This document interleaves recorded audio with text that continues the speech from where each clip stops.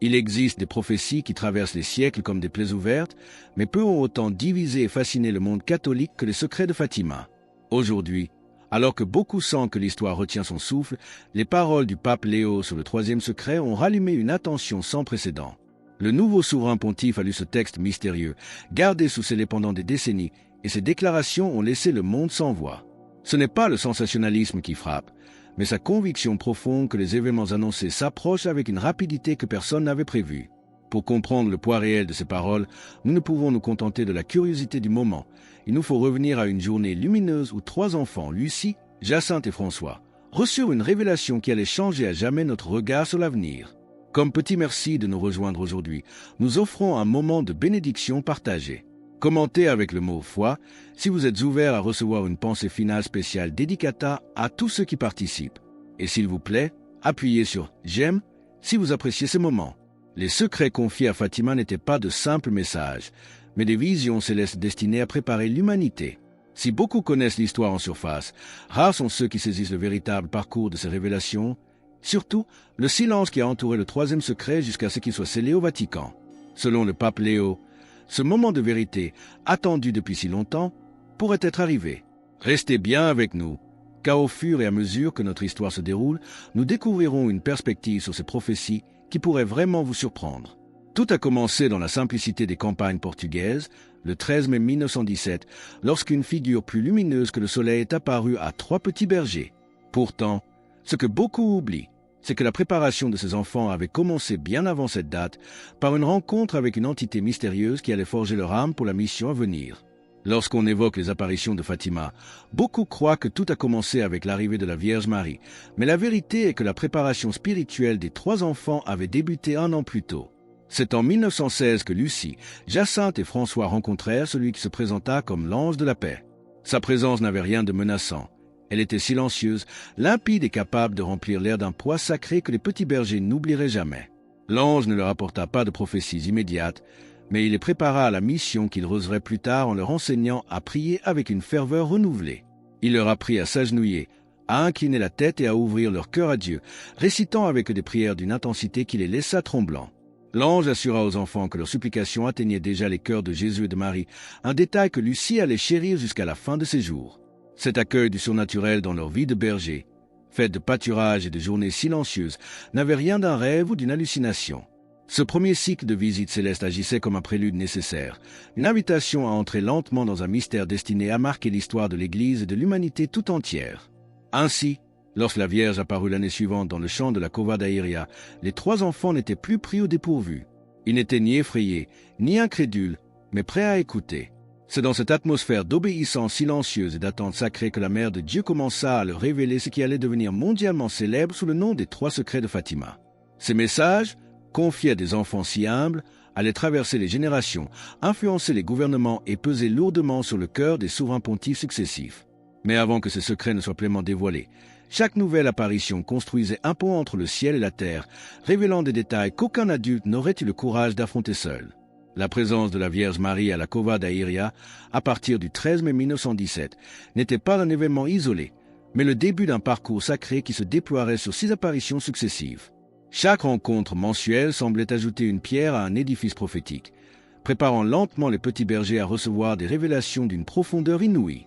Lors de la première visite, Marie invita les enfants à la prière, au sacrifice et à la conversion, leur expliquant que Dieu avait un dessein précis à accomplir à travers leur témoignage. Elle leur demanda de revenir fidèlement chaque mois, le 13, pour continuer ce dialogue entre le ciel et la terre.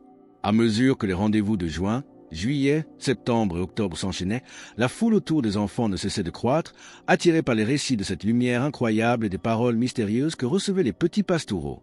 Ce n'était pas une révélation unique et massive, mais un cheminement pédagogique. Parfois, les enfants étaient témoins d'images qui leur coupaient le souffle, d'autres fois, ils recevaient des instructions précises qu'ils ne devaient rapporter que bien plus tard. Ces révélations n'étaient jamais présentées comme un simple châtiment, mais comme un avertissement maternel. C'est une mère qui, voyant les dangers avant ses enfants, tente par tous les moyens de les préparer à l'avenir. Dans ce contexte d'intimité spirituelle, la Vierge a progressivement livré le contenu de ce qui formerait les 3 piliers du message de Fatima. Le premier secret fut une vision si intense que Lucie, même des années plus tard, en ressentait encore le frisson. Elle y vit un océan de feu où les âmes étaient tourmentées, une scène brève mais suffisante pour imprimer dans le cœur de ses enfants une responsabilité immense que peu d'adultes auraient pu porter. Comme il est écrit dans le livre de Joël 2h12, « Maintenant encore, dit l'Éternel, revenez à moi de tout votre cœur, avec des jeûnes, avec des pleurs, des lamentations. » Cet appel à la conversion était le cœur battant de la première partie du message. Mais alors que les deux premiers secrets commençaient à dessiner les contours des tragédies du XXe siècle, le troisième secret, lui, restait enveloppé d'un voile de mystère que seul le temps pourrait lever. Le deuxième secret de Fatima, révélé lors de ces rencontres célestes, portait sur des événements mondiaux d'une ampleur sans précédent. La Vierge Marie y évoquait une guerre encore plus dévastatrice que celle qui faisait alors rage en 1917, prédisant qu'elle éclaterait sous le pontificat de Pie XI. Elle mit également en garde contre la diffusion de certaines idéologies, désignant la Russie comme un lieu nécessitant une consécration spéciale à son cœur immaculé pour éviter que ces erreurs ne se répandent à travers le monde. Ces avertissements étaient accompagnés de demandes précises, comme la récitation quotidienne du rosaire et la pratique des premiers samedis du mois, des outils spirituels capables de changer le cours de l'histoire. Si ce message résonne profondément en vous et que vous vous sentez poussé à affirmer votre foi en cet instant, partagez Amen dans les commentaires ci-dessous. C'est dans cette même révélation qu'un détail particulièrement frappant fut confié aux enfants, l'annonce d'un attentat contre le Saint-Père. Bien que la Vierge ait assuré les petits bergers de sa protection, cette vision d'un évêque vêtu de blanc frappé par la violence resta gravée dans leur mémoire comme un rappel constant de la fragilité de la paix. Le troisième secret, quant à lui, devait demeurer caché pendant une longue période. Lucie, devenue adulte, fut finalement pressée de le mettre par écrit. Mais le texte fut scellé et confié au Vatican, en attente du moment jugé opportun par la Providence. Comme nous le rappelle l'Écriture dans le livre d'Amos 3h7. Car le Seigneur, l'Éternel, ne fait rien sans avoir révélé son secret à ses serviteurs les prophètes. Cette transmission mystérieuse souligne que les avertissements du ciel ne sont pas destinés à terrifier, mais à éclairer le chemin des croyants face aux ténèbres. Pendant près de 40 ans, cette prophétie concernant le Saint-Père demeura une énigme, jusqu'à ce qu'un événement tragique vienne en confirmer la portée aux yeux du monde entier. Le 13 mai 1981, soit précisément 64 ans après la première apparition, la prophétie concernant l'attentat contre le Saint-Père trouva une confirmation tragique et éclatante.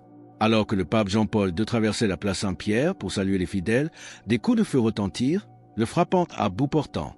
Pour beaucoup, il fut miraculeux que le souverain pontife ne succombe pas immédiatement à ses blessures.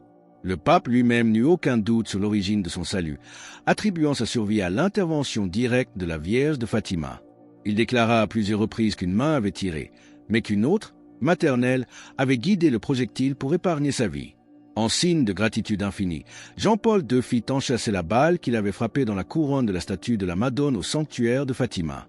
Cet événement ne fut pas interprété comme une simple coïncidence par l'Église, mais comme le signe évident que les révélations faites aux trois pastoraux continuaient de se déployer à travers les époques, suivant un fil invisible reliant les pontificats et les nations. Si cet attentat a montré la portée prophétique des messages de Fatima, un autre événement, survenu bien plus tôt, reste le pilier de la crédibilité de ces apparitions, le célèbre miracle du soleil. La Vierge avait promis aux enfants que le 13 octobre 1917, elle accomplirait un signe pour que tous croient. Malgré les doutes et les moqueries, environ 70 000 personnes se rassemblèrent à la Cova da Iria ce jour-là. Parmi elles se trouvaient des croyants fervents, mais aussi des sceptiques, des curieux et des journalistes farouchement anticléricaux venus pour démasquer ce qu'ils pensaient être une supercherie. Le ciel était sombre, la pluie battante, transformant le sol en un champ de boue. Soudain, l'inexplicable se produisit. Les nuages se déchirèrent et le soleil apparut, commençant à danser dans le ciel d'une manière totalement surnaturelle. Il tournait sur lui-même, changeait de couleur et semblait se précipiter vers la terre, provoquant des cris de terreur et des élans de prière spontanés. Lorsque tout redevint normal après quelques minutes, les vêtements des spectateurs, pourtant trempés par l'averse, étaient parfaitement secs. Ce prodige, attesté par des sources diverses et souvent hostiles à la fois, ne fut pas seulement une curiosité visuelle, mais un rappel puissant de la souveraineté divine. Pour comprendre la profondeur de l'impact de ce miracle, il faut se pencher sur le climat de tension extrême qui régnait alors dans la société portugaise de l'époque. Pour comprendre réellement la portée du miracle du soleil, il faut se rappeler le climat social et politique dans lequel le Portugal était plongé à cette époque. Le pays traversait l'une des phases les plus instables de son histoire, avec une succession effrénée de gouvernements incapables d'offrir la moindre stabilité à une population épuisée. Après la chute de la monarchie, les tensions s'étaient aggravées et le climat était devenu ouvertement hostile à la religion. Beaucoup cherchaient à effacer toute trace de foi de la vie publique, convaincus que le progrès passait nécessairement par la suppression des racines spirituelles. C'est dans cet environnement marqué par l'incertitude et la persécution idéologique que le phénomène de Fatima a éclaté. L'apparition de la Vierge et le miracle observé par des milliers de personnes ont représenté une lumière soudaine au milieu d'une atmosphère étouffante.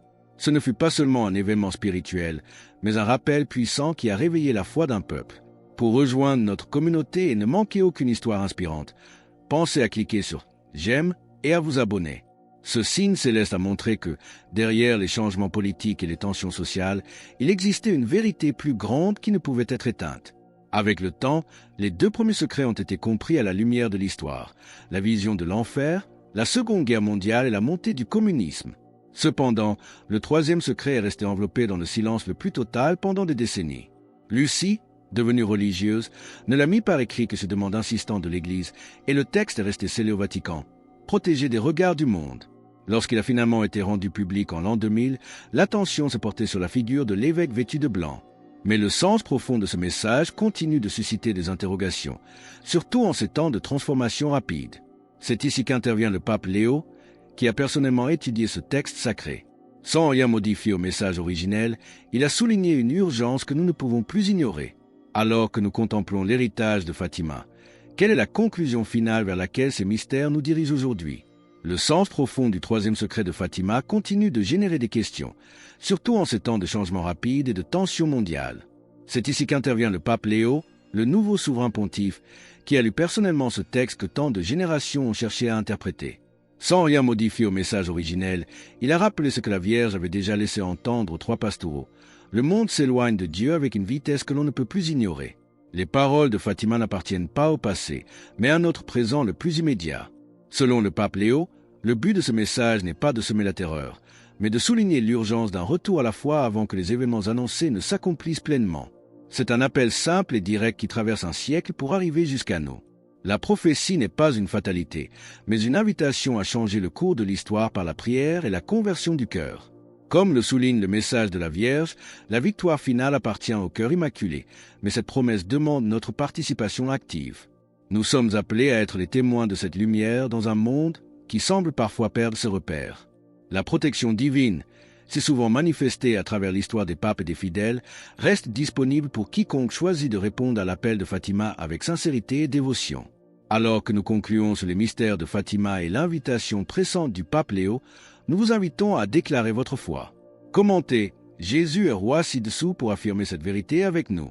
Et votre parcours ne doit pas s'arrêter ici. Cliquez sur la vidéo qui apparaît maintenant sur votre écran pour un autre message puissant que nous avons préparé pour vous. Que la paix du Christ et la protection de la Vierge Marie vous accompagnent aujourd'hui et toujours.